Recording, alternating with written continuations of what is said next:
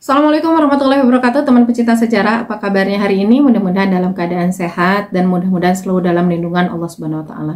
Bertemu lagi dengan saya Anissa Misani di program Baca Sejarah dan masih di serial kronologi sejarah. Hari ini kita masuk ke tahun 627 Masehi atau bertepatan dengan tahun ke-5 hingga ke-6 Hijriah. Ada 8 peristiwa penting yang datang dari dunia Islam dan ada 4 peristiwa penting yang datang dari luar dunia Islam. 8 peristiwa penting yang datang dari dunia Islam adalah terjadinya Ghazwah Khandaq atau Ahzab, kemudian pernikahan Rasulullah SAW dengan Zainab binti Khuzaimah dan wafat 2 hingga 3 bulan kemudian setelah pernikahan tersebut. Kemudian peristiwa penting yang ketiga adalah pernikahan Rasulullah SAW dengan Hindun binti Abu Umayyah radhiyallahu anha, atau kita lebih mengenalnya dengan nama Ummu Salamah. Kemudian yang keempat adalah kelahiran cucu beliau dari Fatimah yang kedua, yaitu Husain bin Ali bin Abi Thalib radhiyallahu anhuma. Peristiwa yang keempat adalah pengusiran Bani Quraidah. Ini waktunya bertepatan setelah perang Ahzab. Dan Bani Quraidah ini adalah salah satu komunitas Yahudi dari Madinah akibat pengkhianatan mereka. Peristiwa yang keenam adalah Ghazwah Bani Mustalik atau Ghazwah Muraisi. Kemudian peristiwa yang ketujuh adalah pernikahan Rasulullah SAW dengan Juwairiyah binti Harith, pemimpin Bani Mustalik. Dan terakhir adalah peristiwa Hadithul Ifki atau berita bohong. Peristiwa Khandaq itu terjadi setelah Hadithul Ifki, maka itu akan dikisahkan di akhir ya. Yang pertama akan dibahas sekarang adalah pernikahan Rasulullah SAW dengan Zainab binti Khuzaimah. Dan di buku yang kita pakai, yaitu Kelengkapan Tarikh Nabi Muhammad SAW, ditulis oleh Kiai Haji Munawar Khalil, kisah pernikahan Rasulullah SAW dengan Zainab binti Khuzaimah itu hanya diterangkan dengan satu alinea saja di halaman 183. Saya bacakan ya.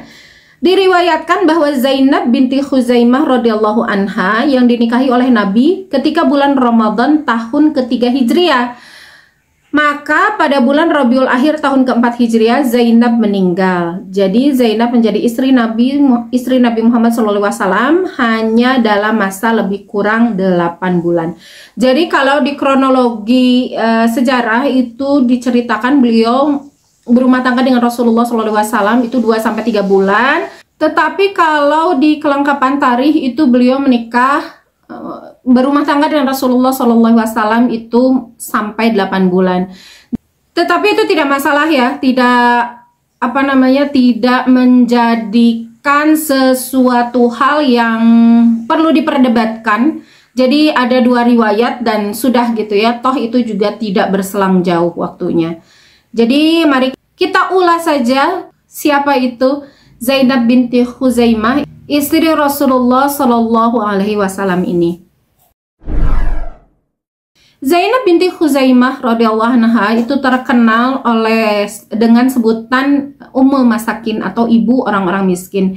Ini dikarenakan beliau itu penuh perhatian terhadap orang-orang miskin. Jadi hobinya itu menyantuni orang-orang miskin. Dan Zainab bintu Khuzaimah ini juga ciri khasnya ya, selain disebut sebagai Ummul Masakin, juga menjadi istri yang salah satu istri yang wafat semasa Rasulullah SAW hidup.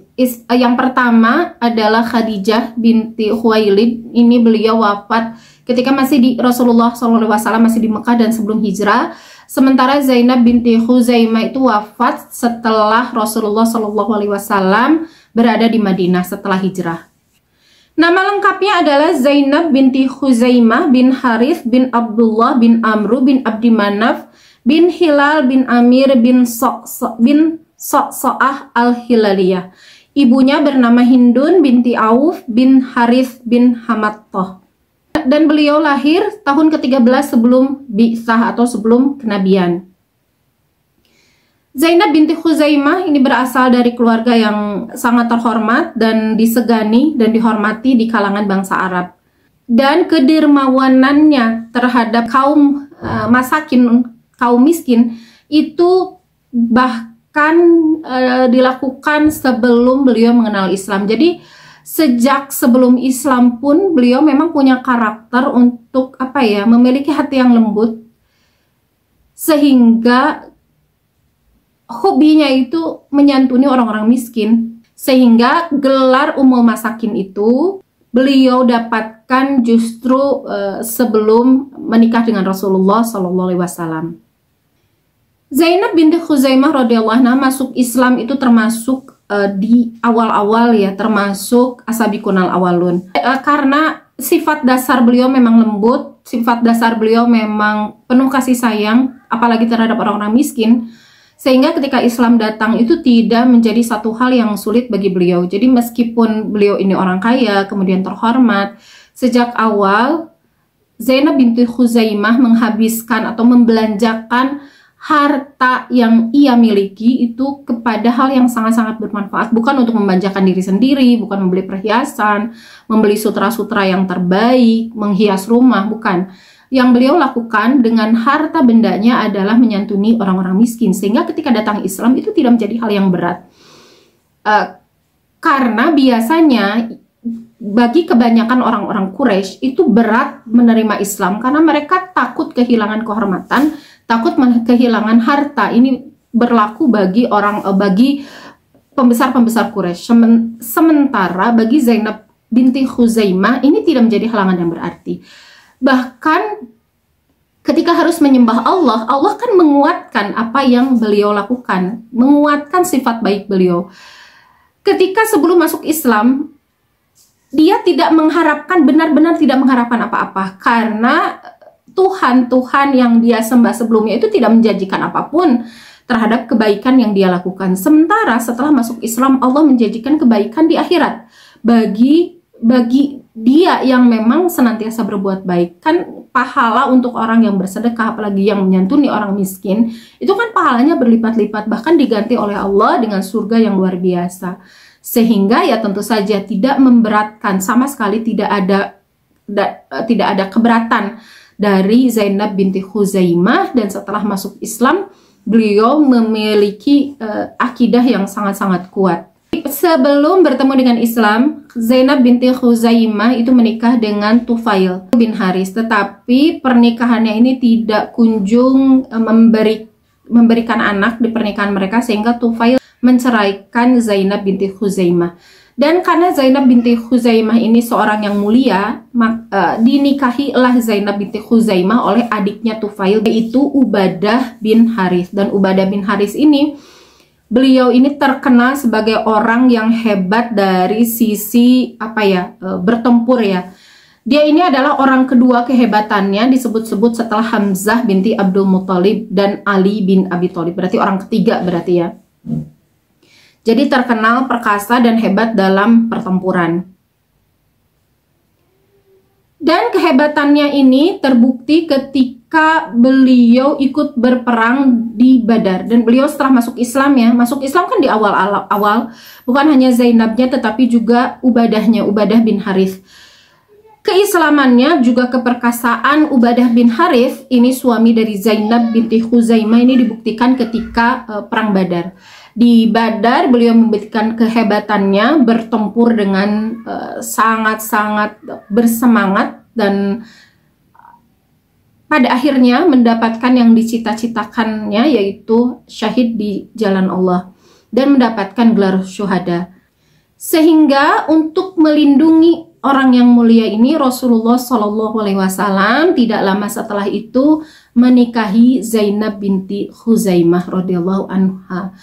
Maka posisi Zainab itu memang sudah terhormat dari keturunan, dari nasabnya, terhormat juga dari sisi kekayaannya, terhormat juga dari sisi sifatnya yang sangat-sangat mulia, dihormati juga bukan hanya oleh kaum muslimin tetapi juga oleh orang-orang musyrik ya, karena beliau memang ya Ummul Masakin itu, ibu orang-orang miskin, begitu memuliakan orang miskin. Maka setelah dinikahi oleh Rasulullah, derajatnya di mata kaum muslimin itu semakin naik. Karena juga bertambahlah gelar beliau bukan hanya sebagai Ummul Masakin tetapi juga Ummul Mukminin atau ibu dari orang-orang mukmin. Dan tentu saja setelah masuk Islam, apalagi menikah dengan Rasulullah SAW, Zainab binti Khuzaimah ini tidak sifat kasih sayang terhadap orang-orang miskinnya itu tidak menghilang, bahkan terus terpupuk, semakin bertambah. Maka Rasulullah SAW senantiasa memuji beliau, ya, memuji sifat Zainab binti Khuzaimah. Zainab binti Khuzaimah ini memang dari sisi wajah itu tidak terkenal sebagai orang yang cantik, tidak termasuk lah ya sebagai orang yang cantik, tetapi ini memperlihatkan ya bahwa Rasulullah SAW menikahi seorang perempuan bukan dari sisi wajah, karena bagi Rasulullah SAW kecantikan akhlak itu memang yang paling utama. Dan berbeda dengan pernikahan-pernikahan yang lain, misalnya Rasulullah SAW menikahi Safiyah. Dia adalah anak dari ketua suku Yahudi, Bani Nadir, kemudian menikahi juga Juwairiyah binti Harith. Beliau salah satu sebabnya karena beliau adalah putri dari Harith, pemimpin Bani Mustalik, sehingga dengan pernikahan itu terbebaslah semua tawanan dari Bani Mustalik dan malah semua pengikutnya. Seluruh Bani Mustalik itu menjadi Muslim. Tetapi Rasulullah SAW murni menikahi Zainab binti Khuzaimah ini karena akhlak beliau yang luar biasa. Rasulullah SAW menikahi Zainab ini sesudah pernikahan beliau dengan Hafsah. Dan pernikahan beliau dengan Hafsah itu terjadi di tahun 625 Masehi. Sehingga di tahun setelah itu, bulan setelah itu, makanya di kronologi sejarah itu disebutkan di tahun 627 ya. Ini karena pernikahannya sesudah dengan Hafsah. Dan pernikahan beliau memang tidak berlangsung lama dengan Zainab binti Khuzaimah. Ketika menikah, Rasulullah SAW memberikan sebesar 10 uqiyah perak dan merayakan walimah dengan berbagai hidangan. Undangan pun tidak hanya diberikan pada kaum yang berada, kaum du'afa pun diundang dan duduk bersama menikmati hidangan yang disediakan. Sebagaimana memang ciri khasnya ibunda para orang-orang miskin ini kebiasaan sehari-harinya ya, maka walimahnya pun yang diundang juga banyak dari kalangan du'afa atau kaum miskin.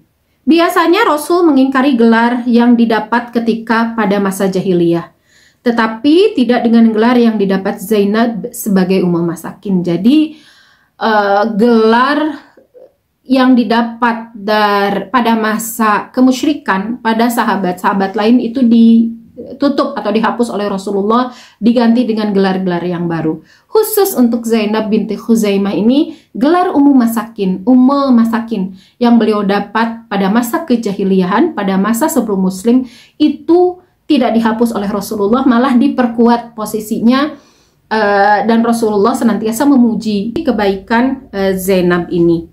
Zainab dikenal juga selalu meringankan beban saudaranya seperti yang dia lakukan terhadap budaknya.